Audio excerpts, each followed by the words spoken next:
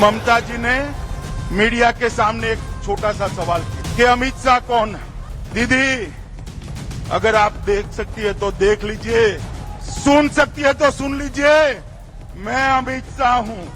भाइयों बहनों, 4 मई को काउंटिंग समाप्त और दीदी टाटा गुड बाय। बंगाल की जीत भारतीय जनता पार्टी के लिए मात्र एक राज्य की जीत नहीं है।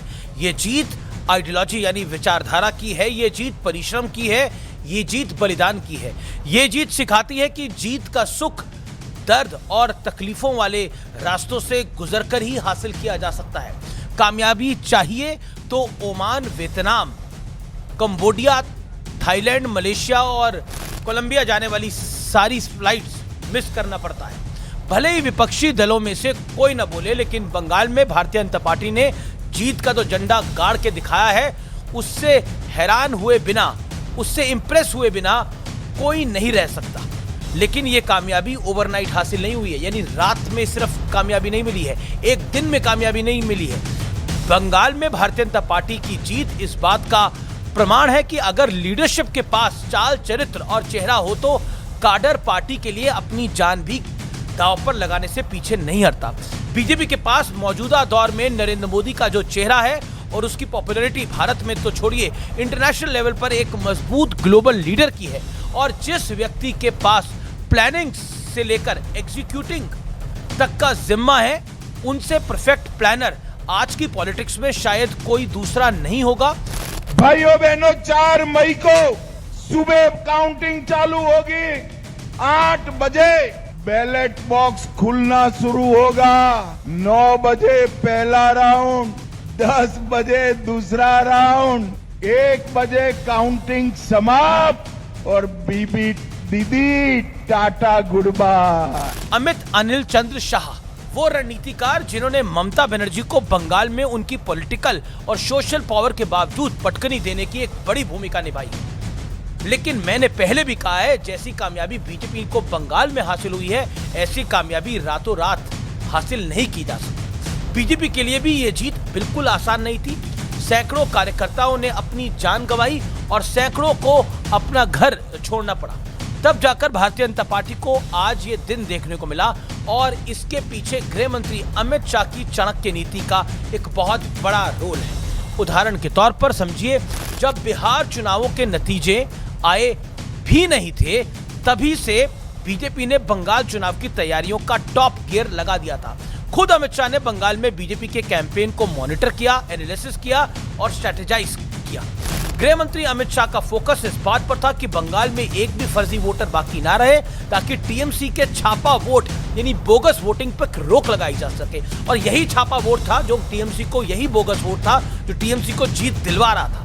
गृह मंत्री अमित शाह ने इस बात पर भी फोकस किया कि बीजेपी की 100% वोट 11 बजे तक डाल दिए जाए। अमित शाह ने पहले चरण के दौरान खुद कंट्रोल रूम की कमान को संभाला।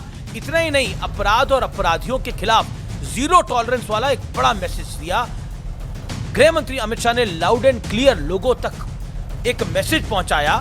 वो मैसेज क्या था, सुनिए। 4 तारीख के बाद गुंडों को उल्टा लटका कर सीधा करने का काम भारतीय जनता पार्टी। हालांकि इस मैसेज पे एक कंट्रोवर्सी भी हुई, लेकिन ये मैसेज बड़ा डायरेक्ट था। बीजेपी को मिली बम्पर सीटें बताती हैं कि अपराधियों पर लगाम के साथ घुसपैठियों को देश निकाला देने के वादे ने बंगाली वोटर्स को काफी अट्रैक्ट किया। और जब देश के गृह मंत्री होने के नाते अमित शाह ने घुसपैठियों के खिलाफ सख्ती की बात करी, तो लोगों ने उन वादों से कनेक्ट कर दिया। अमित शाह ने बंगाल के प्रचार के दौरान एक बार नहीं बल्कि कई मौकों पर स्पष्ट कहा कि राज्य में बीजेपी की सरकार बनने के 45 दिनों के अंदर बॉर्डर पर फेंसिंग के लिए जमीन अलॉट कर दी जाएगी। ये वो मुद्दा है जिसे ममता बनर्जी की सरकार लंबे समय से अटका रही थी। इसके अलावा बंगाल में महिला सुरक्षा का मुद्दा भी डिसाइसिव साबित हुआ। संदेश खली हो या फिर आरजी कार अस्पताल में महिला के साथ रेप और मर्डर का मामला, बीजेपी ने वुमेन्स सेफ्टी और सिक्योरिटी के नाम पर ममता बनर्जी को जम कर दिया। लेकिन सियासत में प्लान बनाना काफी नहीं होता। काडर तक एनर्जी महसूस अगर नहीं करेगा तो रिजल्ट कैसे आएंगे?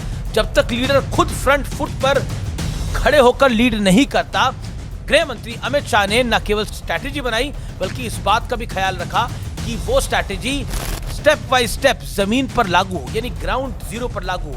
इसके लिए गृह मंत्री ने पूरे 15 दिन बंगाल में बिताए। इस दौरान वो 5 अलग अलग जोन में रुके। रात 1 बजे से 2 बजे तक बैठकें की। अमित शाह ने बंगाल में सबसे ज्यादा चुनावी कार्यक्रम किए। इसमें उनकी 30 जनसभा, 12 रोड शो, दर्जनें बैठकें और प्रेस कॉन्फ्रेंस शामिल है।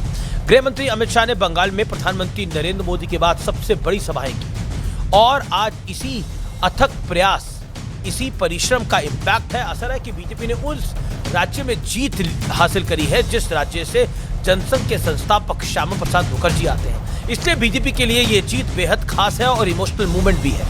बंगाल में भारतीय जनता पार्टी का जीतना ठीक वैसे ही है जैसे 2014 में नरेंद्र मोदी जीत कर आए थे और 2017 में जिस तरह से उत्तर प्रदेश में भारतीय जनता पार्टी की जीत हुई, ये उससे बड़ी जीत है। बंगाल में भारतीय जनता पार्टी की खाली पॉलिटिकल विन नहीं है, ये बहुत बड़ी एडवांटेज है, ये बहुत बड़ी रणनीतिक जीत है, आइडियोलॉजी की विन है। बंगाल में बीजेपी का जीतना एक आइडियोलॉजिकल विन कह सकते हैं और यही आज का स्पष्ट सत्य और तथ्य है। बाकी आप सब जानते हैं, जो मेहनत करता है उसका असर दिखता है और जो विदेश जाता है उसका भी इंपैक्ट दिखता है। कांग्रेस का 0 है, बंगाल में बीजेपी 200 पार है। ममता बनर्जी चुनाव हार गई है, उनकी पार्टी चुनाव हार गई है। ये बहुत बड़ा मैसेज लाउड एंड क्लियर है।